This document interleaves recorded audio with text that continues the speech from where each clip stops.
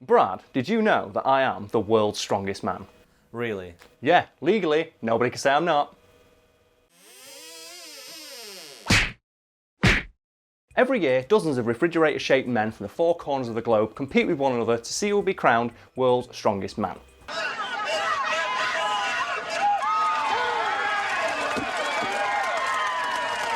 As impressive as lifting those really heavy logs is, it seems a little weird to compete for the title of world's strongest man when, according to an obscure court ruling from the 1980s, anybody on Earth can claim to be the world's strongest man without having to prove it. So go on, Karl, how did this all begin? Well, Brad, allow me to paint you a story with my words. In 1984, a strong man called Bill Kazmaier turned on his TV and saw a commercial that made him quite upset. Because in this commercial, another strong man called John Wooten lifted up a car while announcing himself as the world's strongest man. Nothing is going to hold it back. Not even the world's strongest man. And why did this upset Kazmaier? Well, I don't know what the next bit is, Brad. We haven't rehearsed that bit yet. Fuck's sake! Amateur hour bullshit. I'm not having this. We just keep going. I don't want this amateur hour bullshit on my watch, Brad. I've got shit to do. Don't put this in. Bill Kazmaier was so distraught at the idea of another large man claiming to be stronger than he was that he called up his lawyer and told him to sue the ever-loving shit out of Wooten. So what was the basis of Kazmaier's case against Wooten? Well, Kazmaier's argument was that he was more able to claim to be the world's strongest man because he'd actually won several world's strongest man competitions and had set several strength-based records. Do you rate yourself as the world's strongest man right now? Yeah, I actually think I'm the strongest man who ever lived. Wooten's counter-argument was, however, that he could lift a fucking truck. Which, I'm going to say, is a pretty good counter-argument. Tempo diesel has better fuel economy than, say, the Mazda 626 diesel. Brad, just as an aside, can you think of any situation where lifting up a truck midway through an argument wouldn't immediately end it in your favour? Because I've just moved, and I think if when I was talking to my landlord, trying to get my deposit back, if halfway through that argument I just lifted up a truck, I'd have got my deposit back a lot faster. I want to see this in presidential debates. I want to see them on that stage and just have a truck in the background. And halfway through, I want to see all the candidates go, okay, right, while I may agree with your policies on school reform, I don't agree with how you're going to implement them. Also, and they just deadlift the truck and then drop it and all the crowd just go, ooh. And the person goes, I retract my statement. No, because then, if that was part of politics, you'd have the other guy having to, top it by lifting, a bigger truck. Are you saying? And then a train. Yeah, are you saying that this is how Arnold Schwarzenegger's going to get into politics? He's going to come back and that's going to be his thing. Mr. Schwarzenegger, I'm afraid that a non-American can't be president. He just lifts a truck and we go, actually, we can make an exception. We didn't consider it until you lifted that fucking truck. Now we're convinced.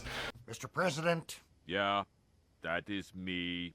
So go on, what was Wooten's real counter-argument? Well, Wooten's lawyer argued that the term world's strongest man was so nebulous in its definition, you couldn't really claim to be the world's strongest man because there's no real way to quantify what makes one man stronger than the other, which kind of makes sense if you think about it.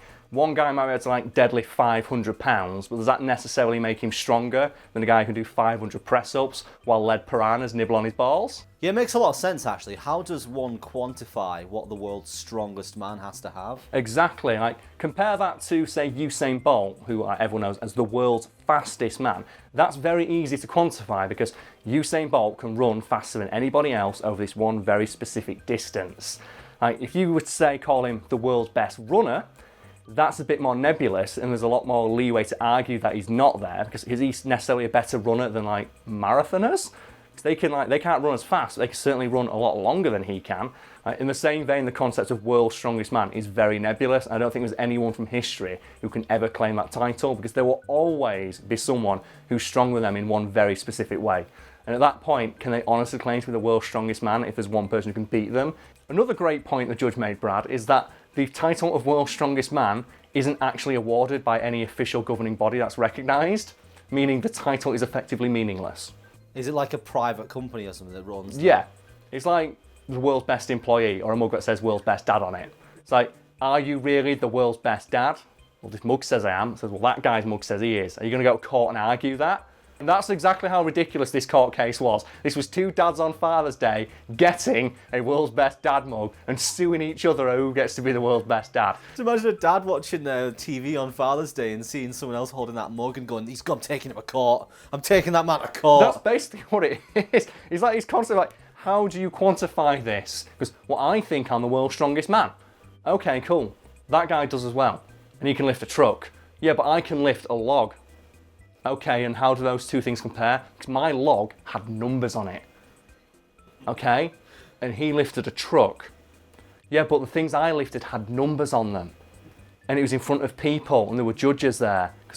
But he lifted a truck.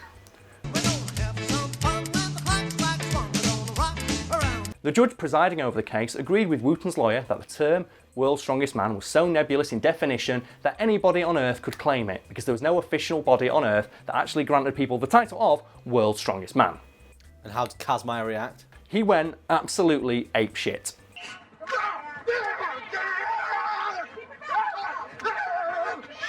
So exactly how apeshit are we talking? We're talking so apeshit that the concept of reality itself was almost torn asunder.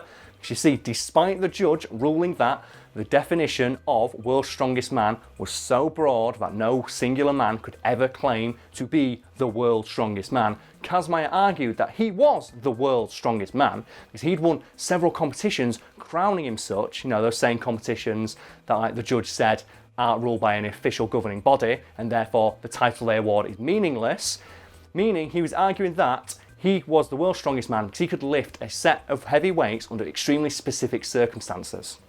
I'm going to assume the only reason the gravity of the irony of that statement didn't crush the entire courtroom is because Kazmaier immediately tried to bench it to show off.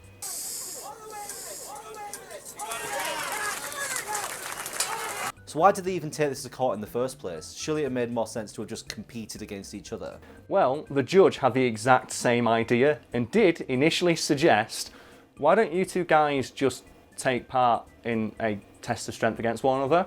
I'll get someone from the courts to oversee it, and any proceeds that we can make from selling tickets will go to a charity of Kazmaier's choice, and then we can settle it once and for all, at least between you two men here today. It's a bit of an odd thing for a judge to suggest. Well, it was inspired by a quote and a claim from Kazmaier's own lawyer, who said in open court, my client can beat anybody, Wooten or otherwise, in a test of strength.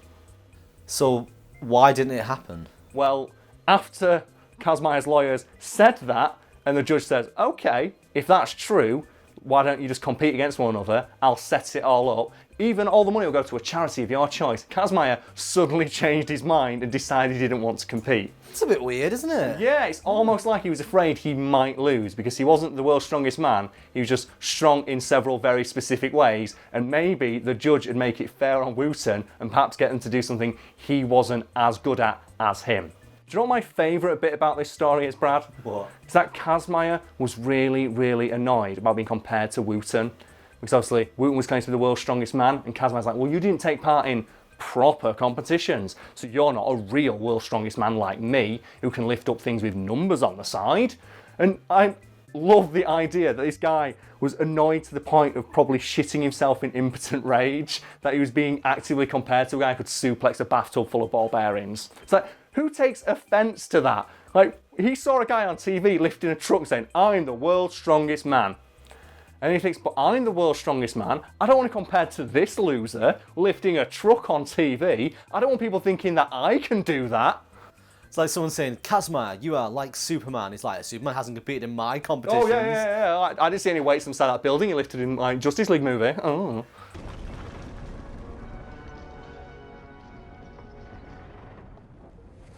As a result of this court case and the ruling of the judge, anyone on Earth can now claim to be the world's strongest man, as long as they cite Kazmaier versus Wooten when they do. Isn't the law fun? You've been going to the gym quite a lot lately, haven't you? Why, yes I have, Brad. Why, have you noticed something different about me? No, you just mentioned it in a video. Oh, okay then. Well, I have been going to the gym, and recording this video is giving me some war flashbacks, man, because there are some arseholes at the gym I go to. Right, just to be clear, before you go in the comments, I don't mean the people who work out a lot. I mean the very specific kind of arsehole who drop their weights like they're dropping the atomic fucking bomb. Those guys are the worst. and I have been annoying them consistently since I started going to the gym. Because my favourite thing to do in the gym is like, 'cause there's always one. There's always like that really huge buff dude who lifts in the very heavy weights. Like, very impressive, mate. I'm really pleased for you that you've managed to lift this heavy weight. And they drop it. And they drop it like they've just shit out a lung. And they scream. And every single time, without fail, when I hear that, if they're near me, I'll lean over and go, "You all right, mate?" Every time. Every single time they do it.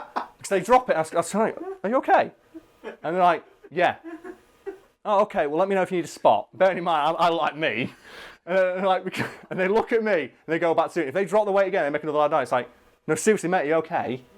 Do you need a spot?" And usually they'll stop, and sometimes they'll leave, and sometimes they'll get louder.